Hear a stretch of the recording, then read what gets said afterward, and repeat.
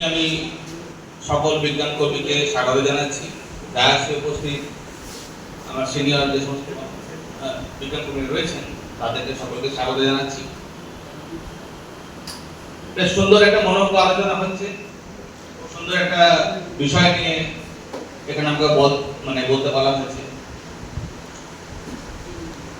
বিষয়টা জলবায়ু পরিবর্তন সাপেক্ষে। এই জলবায়ু পরিবর্তনটা কিন্তু শুরুটা অনেক আগে থেকেই হয়েছে। আজকে আমরা এর একটা চিত্র বা রূপ দেখতে পাচ্ছি এবং আমাদের মনে হয়েছে যে পরিবর্তনটা অনেক দ্রুত হচ্ছে, কোথাও একটা থামানো দরকার। আমার পূর্ববর্তী বক্তা কিছুটা বলেছেন বা তার আগে যারা বক্তারা ছিলেন তারাও অনেকটা বিষয় আলোচনা করেছেন। তাহলে সলিউশনটা কি? পরিবর্তন তো হচ্ছে, পরিবর্তনকে আমরা আটকাতেও হয়তো পারবো না, কিন্তু চেষ্টা করতে হতে কি? প্রকৃতির উপরে তো আমাদের কোনো হাত নেই, কিন্তু আমরা যেটা নিজেরা ক্ষতি করছি, নিজেরা যে কারণটার জন্য দায়ী, সেটা তো আমরা করতেই পারি। শিল্প বিপ্লবের পর থেকে এই বিগত এই এত বছরের মধ্যে মাত্র 1.5 ডিগ্রি সেন্টিগ্রেড বেড়েছে টেম্পারেচার, এভারেজ টেম্পারেচার বলছি আমি। এই 1.5 ডিগ্রি এভারেজ টেম্পারেচার বেড়ে যাওয়াতে যে কি ঘটনা ঘটে চলেছে সেটা আমরা দেখতে পাচ্ছেন। প্রত্যেক বছর এল নিনো এবং লা নিনা ঘটে চলেছে। রিসেন্টলি তো লা নিনা ঘটছে। একটু আগে একজন বলছিলেন বক্তা যে প্রচুর পরিমাণে বজ্রবিদ্যুৎ বা ঘূর্ণিঝড়গুলো এত ঘটছে। তো যেখানে একটা প্রশ্ন হচ্ছে কি যে আমরা পরিবর্তন মানে এখানে গ্লোবাল ওয়ার্মিংটাকে কিভাবে আমরা কন্ট্রোল আনবো, এক। আর দুই, গ্লোবাল ওয়ার্মিং এর জন্য প্রধান কারণ যেটা কার্বন এমিশন। এই কার্বন এমিশন টার্মটা আমরা যদি একটু মনে করি তাহলে 97 সালে যে কিয়োটো প্রোটোকল হয়েছিল তখন থেকে কিন্তু এই কার্বন এমিশন নিয়ে কিন্তু আমরা কিন্তু কথাগুলো শুনে আসছি। লাস্ট একটা বিষয় এলো ক্যাপিটালিজমের এগেইনস্টে একটা প্রস্তাব বলা হলো। খুব সত্যি কথা বলতে কি, ক্যাপিটালকে আমরা আটকাতে পারবো না। আমাদের ডেভেলপমেন্টের জন্য ক্যাপিটাল দরকার, কিন্তু তাকে প্রপার ওয়েতে ইউজ করতে হবে। সঠিক দিশাতে তাকে যদি ইউজ করা যায় তাহলে কিন্তু সেটা কিন্তু আমাদের পক্ষে জীবন জীবিকার পক্ষে কিন্তু ফ্রুটফুল হতে পারে। তাহলে 97 সালে যে প্রজেক্টে নেওয়া হয়েছিল, কি নেওয়া হয়েছিল বা তার পরবর্তী সময়ে যে কনফারেন্স পার্টিস গুলো নেওয়া হয়েছিল, আমি কনফারেন্স পার্টিস নিয়ে আপনাদের বলতে চাইছি না, কারণ কনফারেন্স পার্টি সম্পর্কে আপনারা সকলে জানেন, কম বেশি হয়তো অনেকেই জানেন। তো সেখানে যে বিষয়টা বলা হয়েছিল যে কার্বন এমিশনটাকে 2030 সালের মধ্যে একটা টাইম কমাতে হবে এবং 2050 সালের মধ্যে নেট জিরো করে দিতে হবে। নেট জিরো মানেটা কি?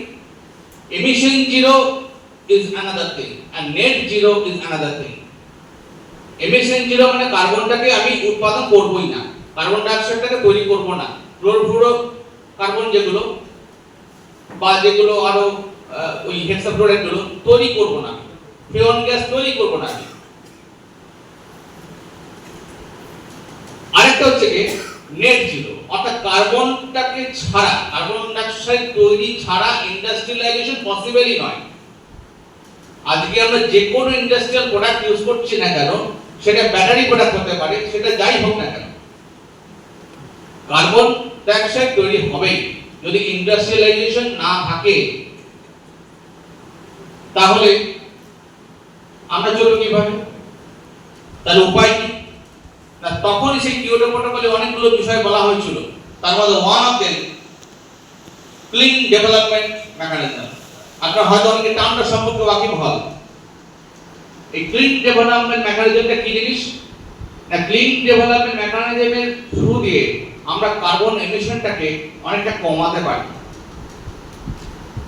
আর কি করতে পারি? তাই যদি কার্বন এমিশনটা কমানো না যায় তাহলে কি সলিউশন? কনফারেন্স পার্টিতে 197টা দেশ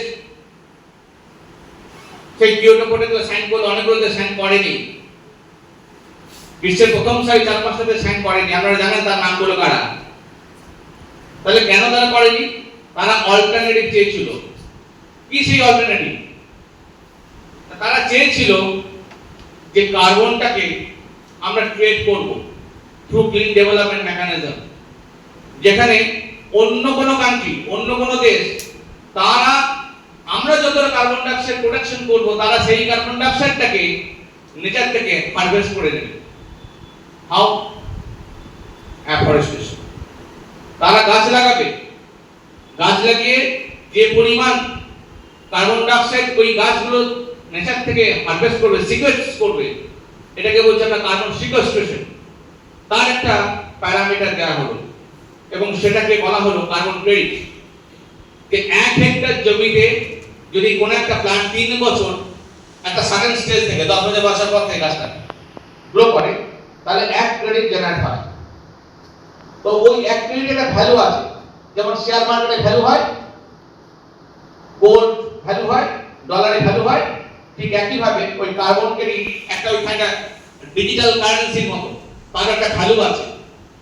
আমার দেশে আমি কতটা পরিমাণ কার্বন এমিশন করব, সেই কার্বনটা ওই সমস্ত ডেভেলপিং কান্ট্রি যারা আমাদের মতো দেশ যারা, তারা গাছ লাগাবে এবং সেই গাছের এগেইনস্টে যে কার্বন তারা সিকোয়েস্ট করবে নেচার থেকে, সেই সমপরিমাণ কার্বনটা যদি ইকুয়াল হয়ে যায়, তাহলে যেটা হলো carbon emission is equal to carbon sequestration, that is called net zero. তো আমরা ভারতবর্ষে এই বর্তমান সরকার, আমি নাম করছি না, তাদের টার্গেট কি 2050 সালে ইন্ডিয়াকে নেট জিরো জায়গায় নিয়ে আসা। কতটা সফল হতে পারবে সেটা আমরা জানি না, কিন্তু আমরা চেষ্টা কোনো ঢুকিয়ে রাখবো না। আমরা বিজ্ঞান কর্মী হিসেবে আমাদের আবেদনই থাকে সাধারণ মানুষের কাছে, আপনারা গাছ লাগান, বনভূমিকে সংরক্ষণ করুন, যেটা আমরা পূর্ববর্তী বক্তা বলে গেছে।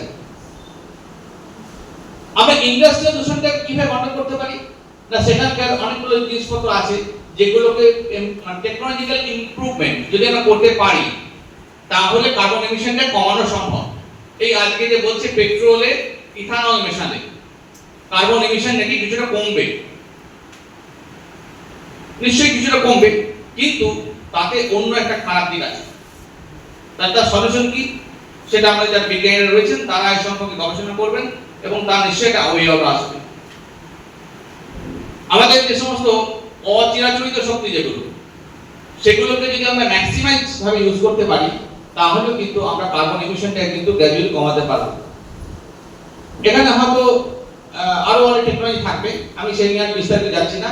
মেইন জায়গাটা যেটাকে বলা হচ্ছিল যে কার্বন ট্রেডিং, এই কার্বন ট্রেডিংটা সম্পর্কে এমফাসাইজ করে আমি কয়েকটা কথা বললাম। ধন্যবাদ।